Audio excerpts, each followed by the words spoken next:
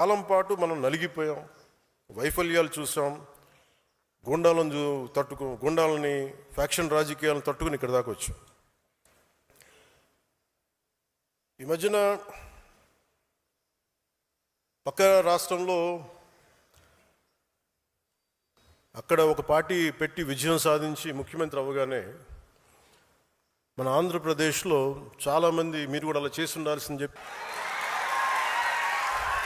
రోజున నాయకులు అంటే అందరూ పారిపోయారు కదా. సో అందుకని కంపారిజన్ పెట్టకండి. నిజంగా నేను పదవే నాకు ప్రధానం అనుకుంటప్పుడు 2008లోనే యూత్ వింగ్ కాదు ఎంపీగానే పోటీ చేశాను.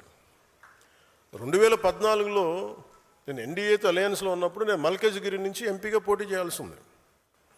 బట్ నేను ఏమనుకున్నానంటే, ఎందుకు చెప్తున్నాను ఇదంటే, నేను ఒక పార్టీని నడపాలి, ఇది సమాజంలో మార్పు పట్టుకు రావాలంటే నాకు తెలియాలి కదా కష్టం.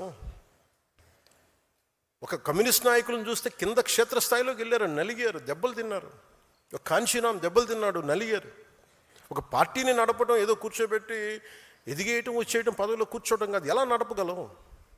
ఒక సమూహాన్ని నీతో పాటు నడిపించాలని నీకు ఎంత సత్తా ఉండాలి, ఎంత అవగాహన ఉండాలి నీకు. నువ్వు ఆ భావజాలను కట్టుబడి ఉంటావా లేదా అనేది మనకు తెలియాలి. అందుకని ఇవన్నీ నిర్ణయించుకొని ఒక దశాబ్దం నేను నలుగుతానని నిర్ణయించుకున్నాను.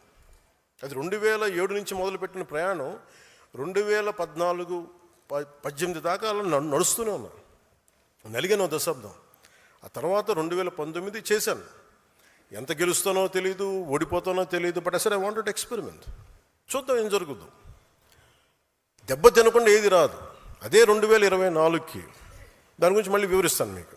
అంటే ఇవన్నీ నేను ఒక పార్టీని నడపడానికి ఎంత బలం ఉండాలి, ఎంత భావజాలం ఉండాలి, ఎన్ని కఠినమైన పరిస్థితులు ఎదుర్కొంటే తప్ప నేను నడపలేని పార్టీని.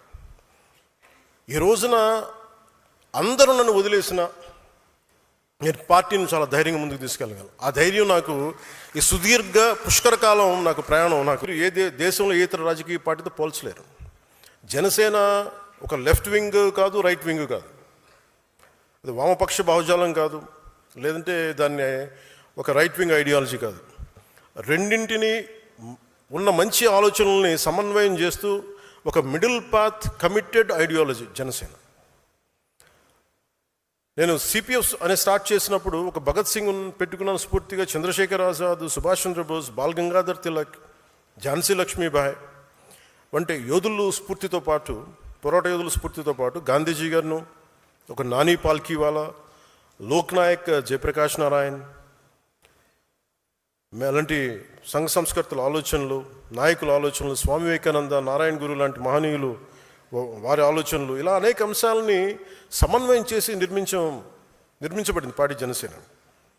సో జాతీయ పోరాట స్ఫూర్తి, రాజ్యాంగ నిర్మాతల ఆశయాలు నిజం చేయడంతో పాటు భవిష్యత్ తరాల కోసం ఆలోచించే ఒక బలమైన భారత్ని నిర్మించడంలో మనం వంతు కృషి చేయడం, అది